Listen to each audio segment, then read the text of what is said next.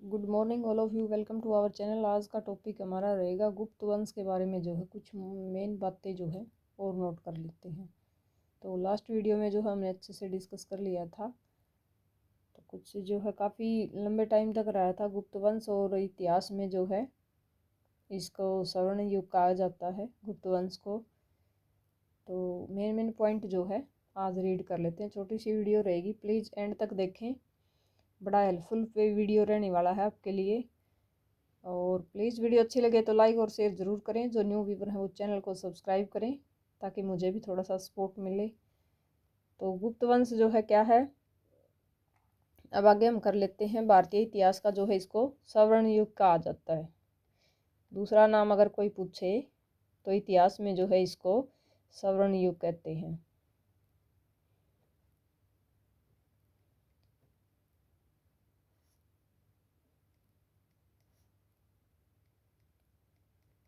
स्वर्ण युग कहा जाता है।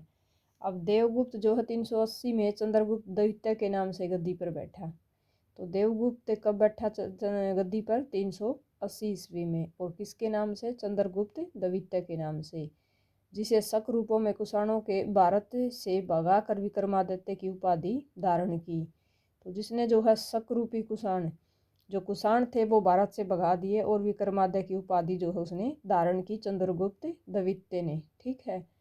और चंद्रगुप्त द्वितीय के दरबार में 9 रत्न थे। एक नंबर का क्वेश्चन कई बार पूछ लिया जाता। चंद्रगुप्त द्वितीय जो है बहुत ही महत्वपूर्ण पर्सन है इतिहास का। अक्सर यहाँ से एक क्वेश्चन आता है, पिछली बार भी आया था, स्टेट के एग्जाम में आया था पिछली बार भी। तो चंद्रगुप्त ये आया था। देवगुप्त का जो है ना, चंद्रगुप्त द्वितीय के नाम से गद्दी पर कौन बैठा? तो देवगुप्त जो है चंद्रगुप्त द्वितीय के नाम से बैठा था, यही क्वेश्चन आया था। चंद्रगुप्त द्वितीय के दरबार में 9 रत्न थे।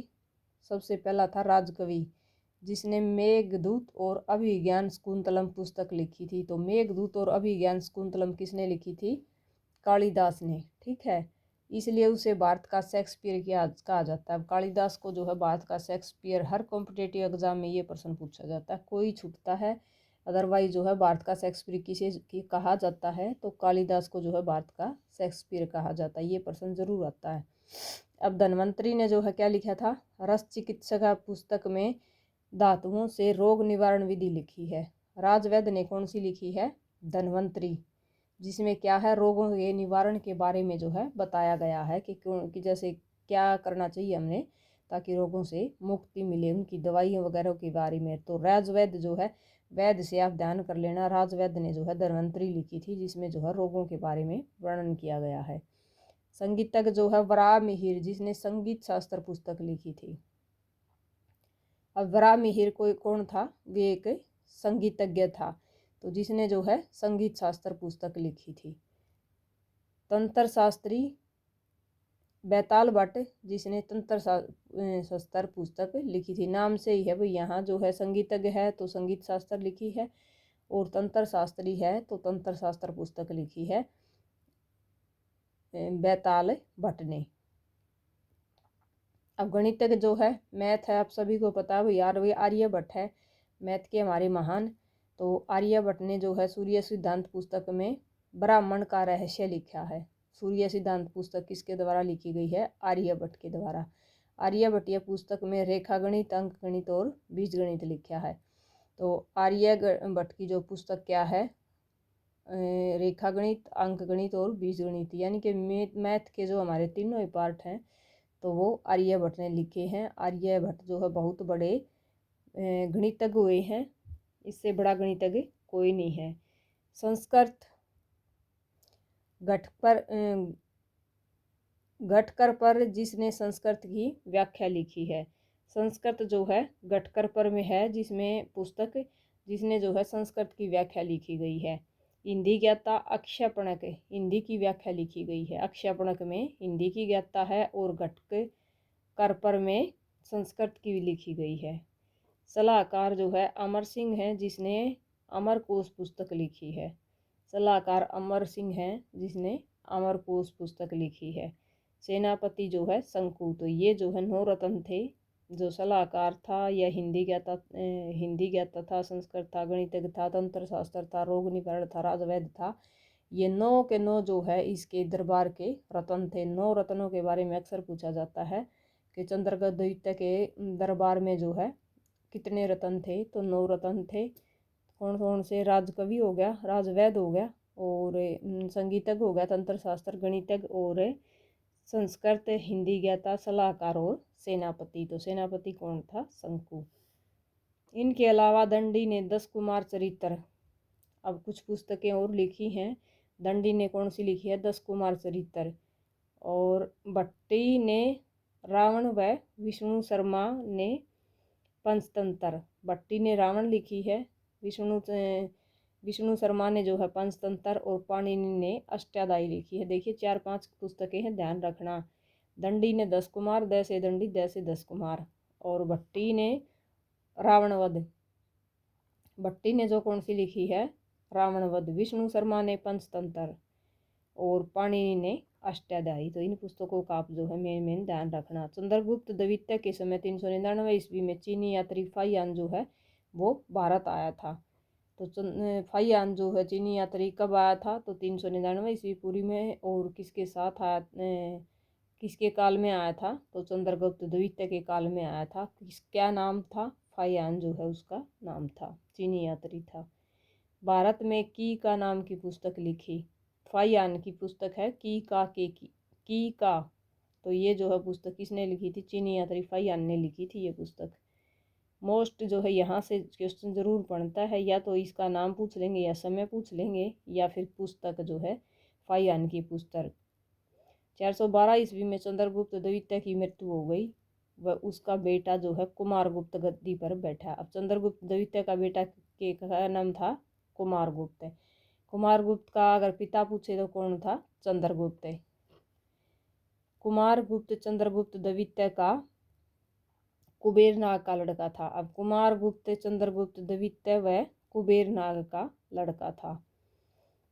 उसके बाद है कुमारगुप्त ने अपने समय पर बिहार में नालंदा विश्वविद्यालय की स्थापना की। तो नालंदा विश्वविद्यालय की स्थापना किसने की? कुमारगुप्त ने। जो कौन था? चंद्रगुप्त जो है चंद्रगुप्त का बेटा था कुमारगुप्त।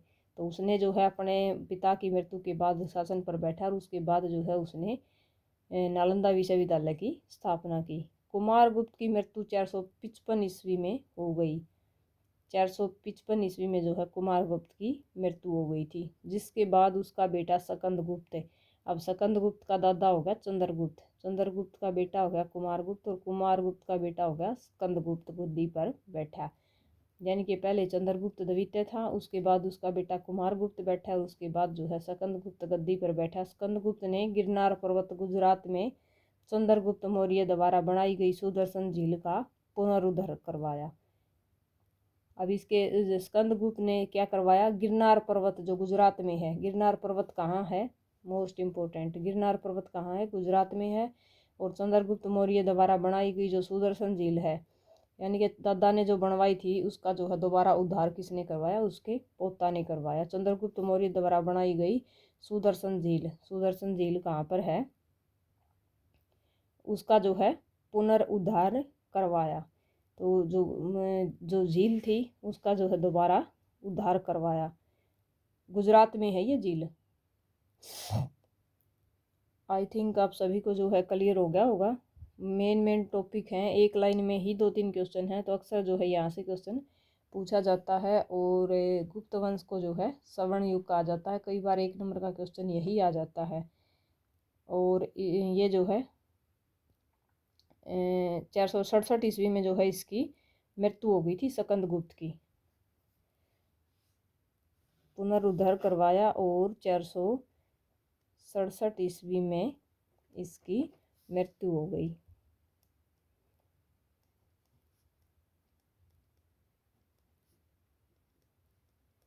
आज के लिए इतना ही, मिलते हैं नेक्स्ट वीडियो में न्यू टॉपिक के साथ। अब स्कंदगुप्त का जो है पिता कौन था? कुमारगुप्त, और कुमारगुप्त का पिता कौन था? चंद्रगुप्त। ठीक है। अब कुमारगुप्त ने क्या किया था? नालंदा विश्वविद्यालय की स्थापना की थी, और सुदर्शन ने जो है झील का पुनः उद्धार करवाया था जो गुजरात में है। ठीक है, चंद्रगुप्त मौर्य के द्वारा जो बनाई गई थी। अब ये भी पूछ सकते हैं कि गुजरात में जो है गिरनार पर्वत के पास जो झील बनाई गई थी तो वो किसने बनाई थी? चंद्रगुप्त ने बनाई थी।